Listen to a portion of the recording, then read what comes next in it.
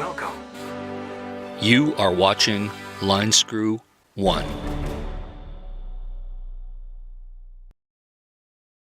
Well, hello tubers, hope you're doing well wherever you are in this crazy YouTube universe.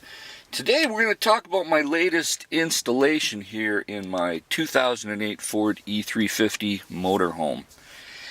And I decided to upgrade and put one of those Android head units in. Now there's so many that you can choose from. Some as cheap as $50, can you believe it? And going up to $1,000 or even more. So I didn't put the cheapest one in, but this was fairly cheap. It was a Black Friday sale type of deal. But I figured, hey, why not put this in? Because I'm going to sell the RV at some point, and the next owner could find this quite handy. Now, most people that have an RV don't have one of these, and even a lot of the new units don't necessarily come with an Android head unit.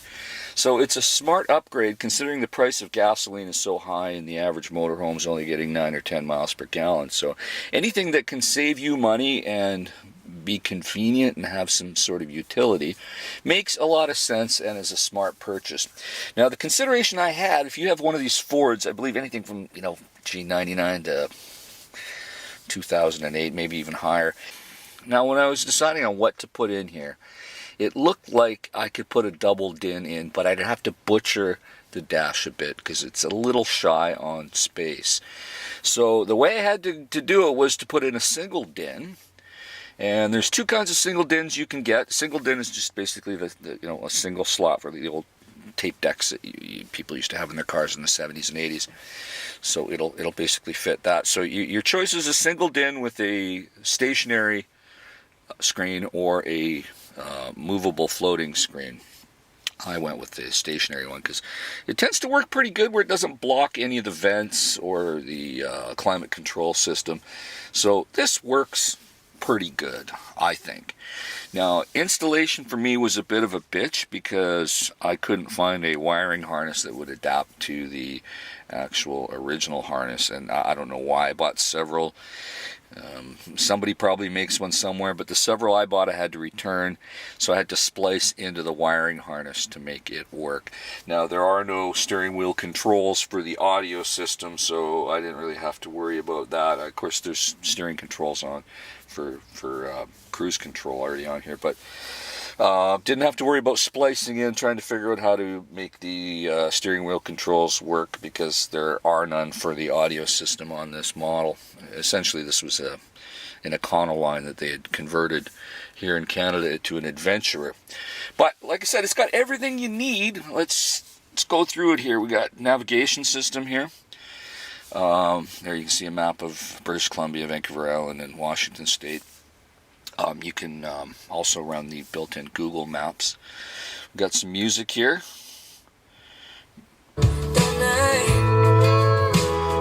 Sounds fine. It doesn't crank super loud, but you don't really need it loud.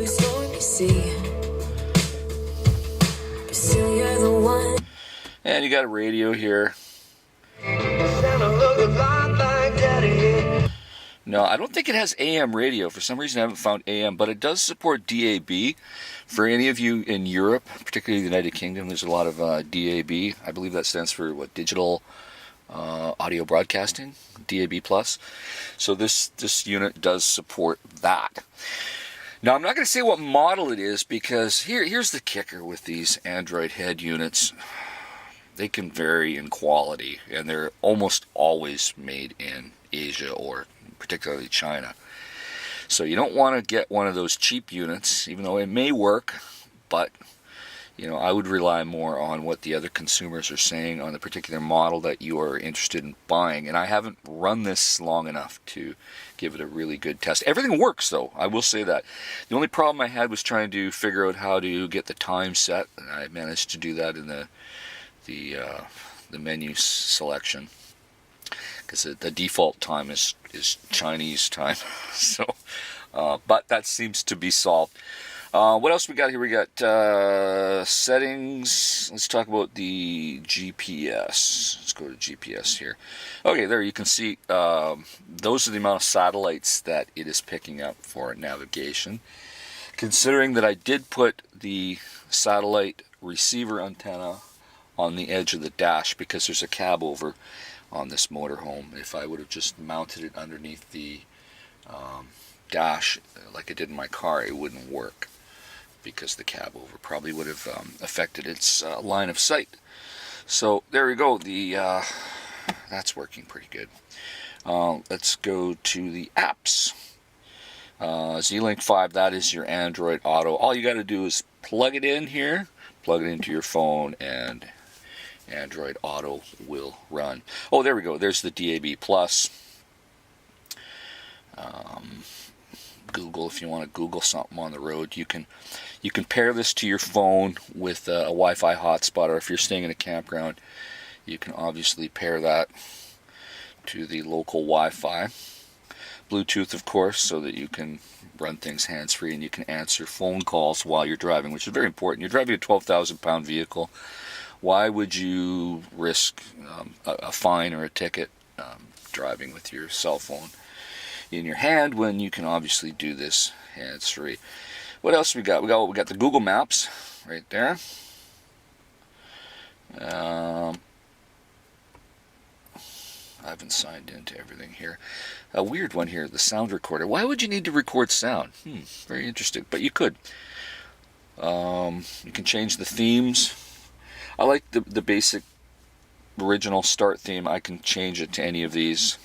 You can actually download other ones from the internet that'll support this if you want, but I like the simplicity of the first one. Oh, we got YouTube here, so that I can watch Carolyn's RV life and see what kind of antics she's up to. Speaking of which, we can do that right now. I'll show you how that works. Or you can check on my channel.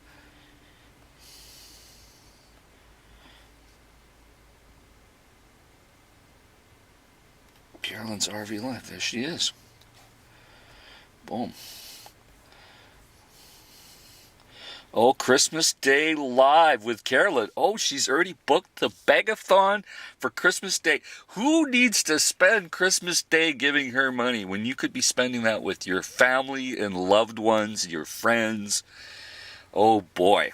But yeah, her channel's tanking, so she's really desperate right now. Oh, yeah, I could do a commentary on Am I Going to Mexico? All I can say about that is she's not going to Mexico because she can't afford a van. She was going to do a van build and drive the van. She's going to go down to Baja. It's about all she can afford. Things are pretty tough. She's not getting those big views. People have all turned their back on her. So it's a sad state of affairs. I'm wishing her well, but she went woke, so she's going broke. What can I say? But anyway, yeah, you can watch anybody on YouTube. It will even run while you're driving. I know that's a no-no in many jurisdictions, but it's available to do that. You know, if you're sitting here and you want to watch YouTube music or videos and you're just killing time, just watch it right on your panel here. So yeah, you got the Play Store here. I have not signed in. So I haven't added my account, but you can just add your account, so that way you can download whatever apps you want. Chrome for browsing. I guess I got to sign in there too. I haven't bothered to sign in for that. Car settings. It just says where the connections are. Let's go through the settings. Password. Most of these Chinese-made ones, part of Chinese folklore is numerology. They love the number 8. 8888. 4 8s is the passcode to get into the factory settings. And you can adjust all sorts of things like the color settings of the screen, mute settings. A weird thing that is unusual, the mute button is actually the power on and off. So you have to hold it for 3 seconds if you actually want to turn it off. But otherwise, the on-off button at the very corner is the mute button. Let's go back to settings. Android settings. Yeah, it's just like an iPad. You can go into the settings and do all sorts of stuff. Language, security, display settings, clock, storage. Yeah, 17% used, so there's 26.57 gig free. So yeah, that would mean that it does have 32 gigabytes for memory. Let's go back. Brightness makes sense, especially if you're driving at night. There you go. You can choose between the Google Maps or the Here We Go. GPS detection, that tells you how many satellites are picking up your GPS. That's how you can verify if it's working or not properly. Steering alert. Okay, this is where if you do have steering controls and you want to wire it up that way, you can program things from this menu. Logo settings, you can decide on a logo of the manufacturer of your vehicle on boot up to show. Here you can decide whether you want to mute your music while you're backing up and things like that. Apps. I think covered it all. Calculator, could come in handy. Sometimes when you got to do math, figure out what kind of mileage you're getting. Calendar. There we go. That's handy. Sometimes you got to figure out what day of the week you're going to be somewhere. And like I said, you can also put on your USB storage, videos and movies that you could just plug in and have it run straight through the head unit. Like on my other unit in my car, I've got a whole bunch of music concerts just downloaded on there, just for the hell of it. I've already showed that. But, all in all, I think for what it is and how it improves the functionality of my motorhome, I think it's a smart purchase.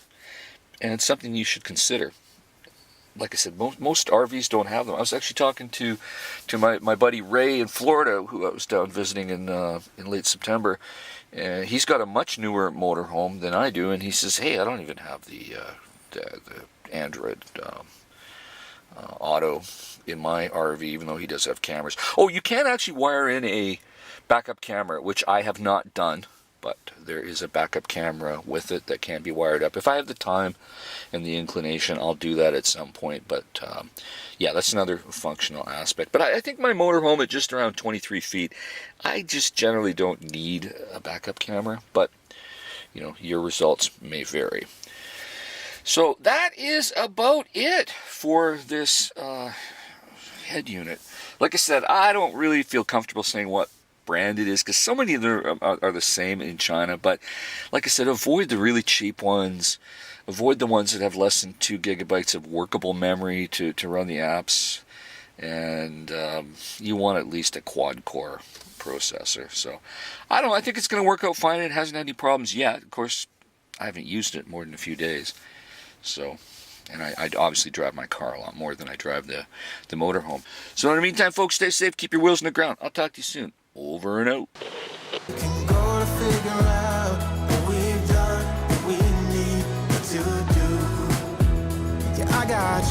I got you.